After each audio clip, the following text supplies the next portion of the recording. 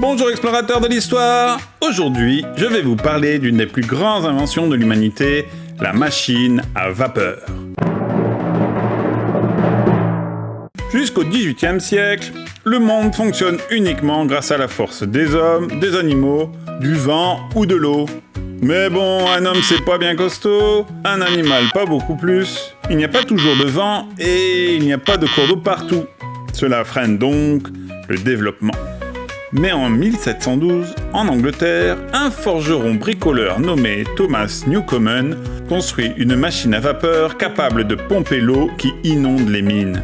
Cette machine est une grosse chaudière qui chauffe de l'eau pour produire de la vapeur sous pression qui actionne une pompe afin d'évacuer l'eau des galeries souterraines. Bon, la machine de Newcomen est lente et consomme beaucoup de charbon, mais elle bosse quand même comme 10 bonhommes sans se fatiguer. Une prouesse! Quelques décennies plus tard, en 1769, un ingénieur écossais nommé James Watt met au point des améliorations qui rendent la machine à vapeur beaucoup plus efficace. Sa version consomme beaucoup moins de charbon tout en produisant plus de puissance. Watt parvint aussi à transformer le mouvement de va-et-vient du piston en un mouvement rotatif continu.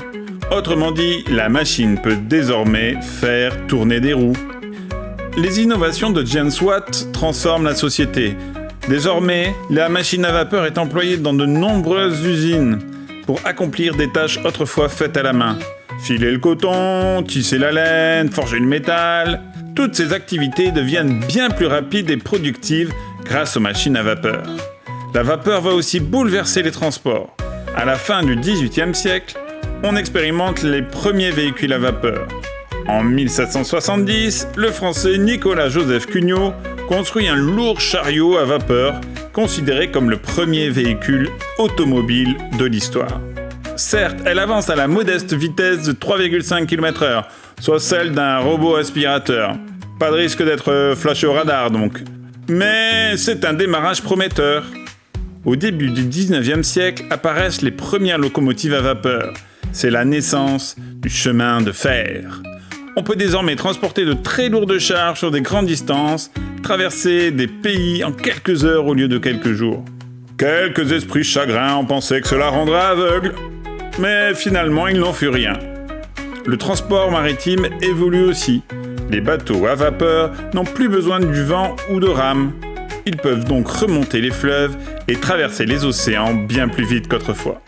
En moins d'un siècle, la machine à vapeur a bouleversé le monde. Elle a permis de fabriquer des biens en grande quantité et de voyager beaucoup plus vite.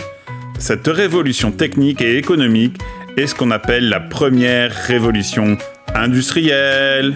That's all folks, à la prochaine et pense à liker et à t'abonner.